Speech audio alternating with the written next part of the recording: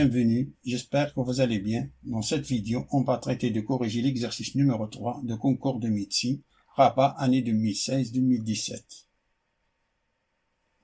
Qui nous dit, une urne U contient 4 boules, dont 3 numérotées 2 et une numérotée 1. Toutes les boules sont indiscernables au toucher.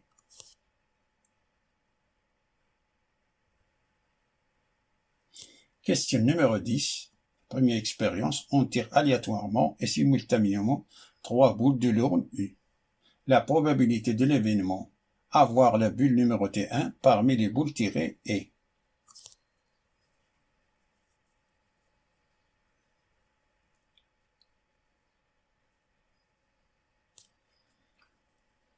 La l'urne qui contient 4 boules, donc 3 numérotées 2, une numérotée 1, toutes les boules sont indiscernables au toucher.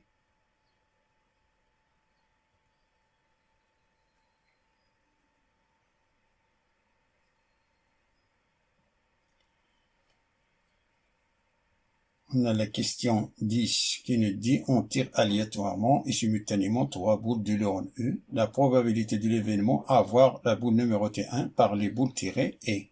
On a 4 propositions. Parmi les 4 propositions, il faut choisir la bonne réponse.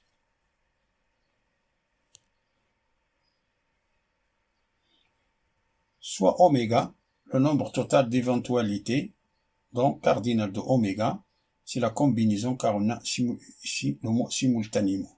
Alors, quand on a le mot simultanément dans un exercice, il faut penser directement aux combinaisons. Quand on met sur la combinaison, tirer 3 boules de l'urne, c'est-à-dire 3 parmi 4. 3 parmi 4, ça nous donne 4 possibilités.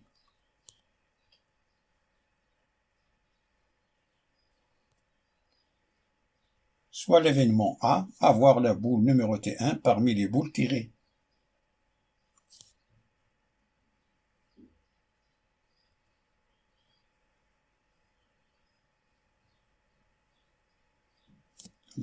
Avoir la boule numérotée 1 parmi les boules tirées, c'est-à-dire de tirer 2 boules numérotées 2, une boule numérotée par 1.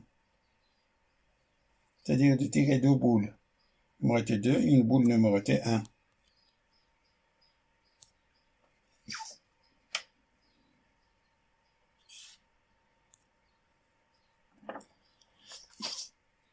Donc, cardinal de A, de l'événement A, c'est la combinaison de tirer une boule parmi 1 et 2 boules parmi 3. On a 3 boules numérotées 2, c'est-à-dire 2 parmi 3. Qui est égal, ça c'est 1, ça c'est 3. 1 fois 3 est égal 3 possibilités. D'où la probabilité de l'événement A, c'est le cardinal de A divisé par le cardinal de oméga qui est égal 3 quarts. De la proposition B est correcte. Voyons ce que nous dit la question numéro 11, qui nous dit, deuxième expérience, on tire aléatoirement et successivement avec remise 3 boules de l'urne U. La probabilité de l'événement avoir exactement une bulle numérotée 1 et 2 boules numérotées 2 est.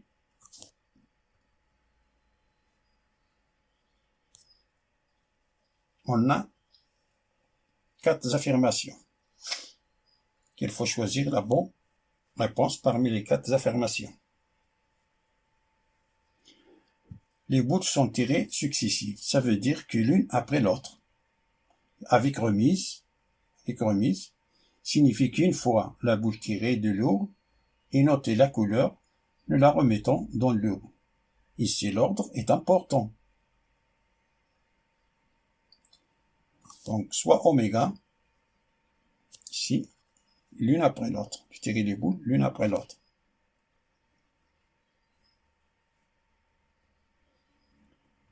Donc, cardinal de oméga, oméga, le nombre total d'éventualités, cardinal de oméga, c'est 4 à la puissance 3 qui est égal, car on a le nombre de tirages, c'est 3 fois, on tire 3 fois, c'est-à-dire 3 parmi 4 boules qu'on a dans l'urne. 4 à la puissance 3, c'est 64 possibilités. l'événement B, soit l'événement B, avoir exactement une boule numérotée 1 et deux boules numérotées 2. C'est-à-dire de tirer deux boules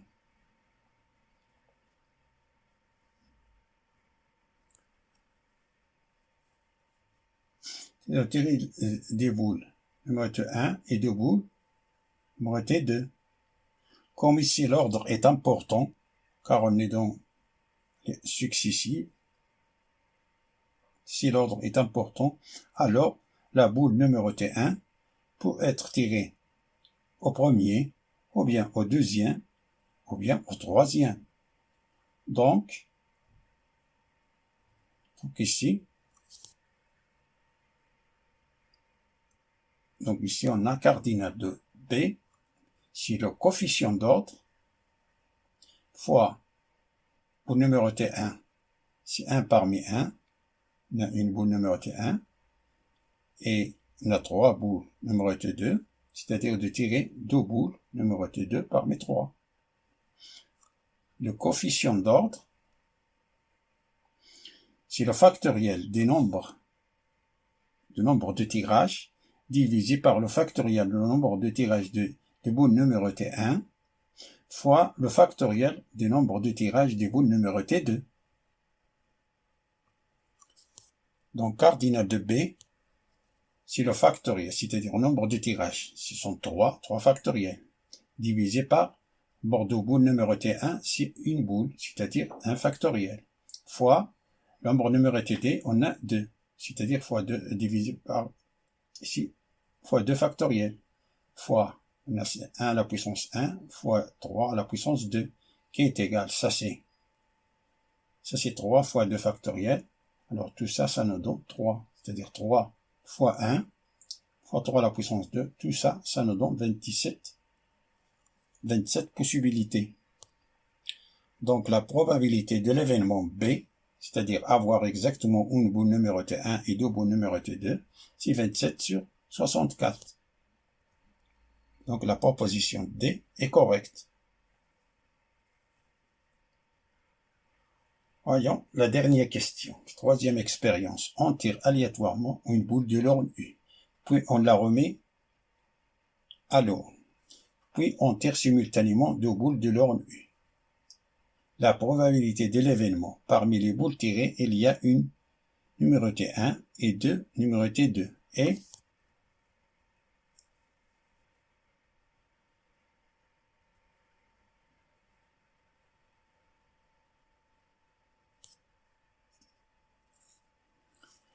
on tire aléatoirement une boule de l'ordre U.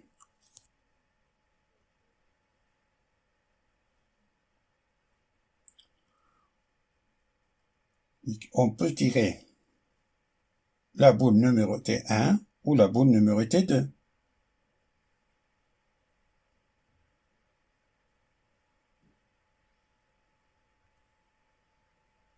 Si on tire la boule numérotée 1, alors dans l'urne reste 3 boules numérotées 2. Si on tire la boule numérotée 2, alors dans l'urne reste 2 boules numérotées 2 et une boule numérotée 1. Et la probabilité de tirer la boule numérotée 1 est de 1 parmi 4. On a cas favorable, c'est 1. On a une seule bulle numérotée 1, divisé le nombre de cas possibles. On a ici 4 boules, 1 divisé par 4. Pour tirer la boule numérotée 2, nombre de cas favorables, on a 3 boules numérotées 2. Pour 2 cas possibles, on a 4 boules, c'est-à-dire 3 cas.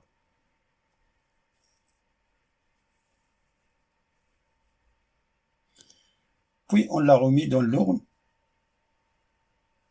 Puis on l'a remis dans l'urne U.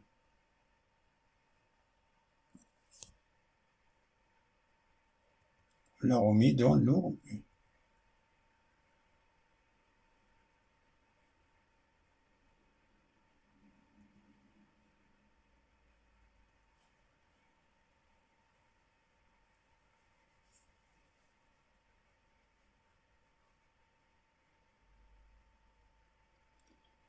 Et la probabilité, ici, on peut tirer qu'on tire simultanément deux boules de leur deux boules, c'est-à-dire on peut tirer la boule numérotée 1 ou la boule numérotée 2, ou bien on peut tirer la boule simultanément à l'heure, ici l'ordre n'est pas important. Alors on peut tirer la boule numérotée 2 boules, numérotée 2.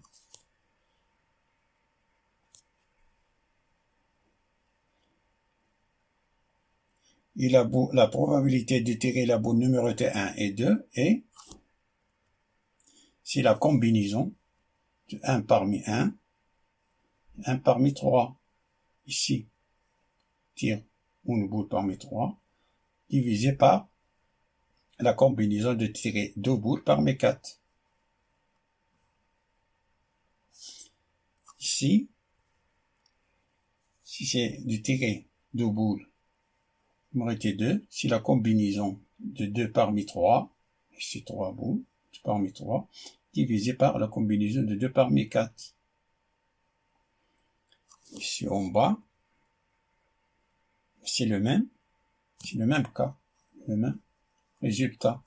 Alors, et on va calculer la combinaison de 2 parmi 4, c'est l'arrangement de 2 parmi 4 divisé par 2 factoriel, qui est égal à 4 fois 2, ça c'est 4 fois 3 divisé par 2, qui est égal à 6.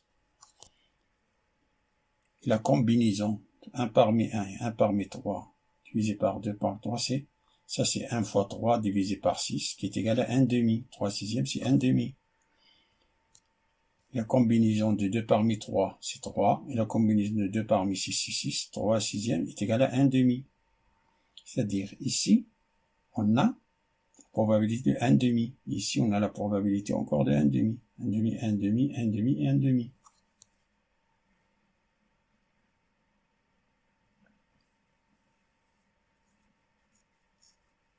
Ce qu'on a fait ici est de construire l'arbre de probabilité.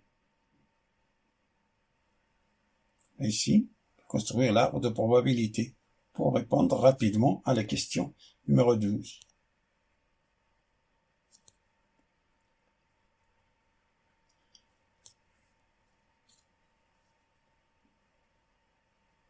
La probabilité. Parmi les boules tirées, il y a une numérotée 1 et 2 numérotée 2. Et on a ces 4 affirmations. Il faut choisir la bonne réponse.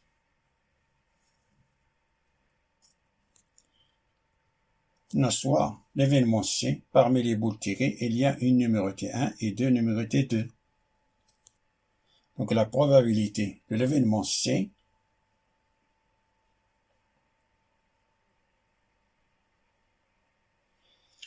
c'est qu'il y a numérotée 1 et 2 numérotée 2. 1, on a 1 quart, et ça c'est 1 demi, 1 quart fois 1 demi, plus on a ici 2, 1 et 2. On a ici 2 boules numérotées 2 et une boule numérotée 1. Ce chemin-là. Et ce chemin-là, on a une boule numérotée 2, une boule numérotée 1 et une boule numérotée 2. Et ce chemin-là. Alors, on va additionner ces deux chemins. Donc, on a 1 quart. Ça, c'est 1 demi. 1 quart fois 1 demi, plus 3 quarts fois 1 demi, qui est égal à 1 demi, facteur de 1 quart plus 3 quarts, qui est égal à 1 demi, ça c'est 4 divisé par 4, c'est 1. 1 demi fois 1 qui est égal à 1 demi. C'est-à-dire, la proposition A est correcte.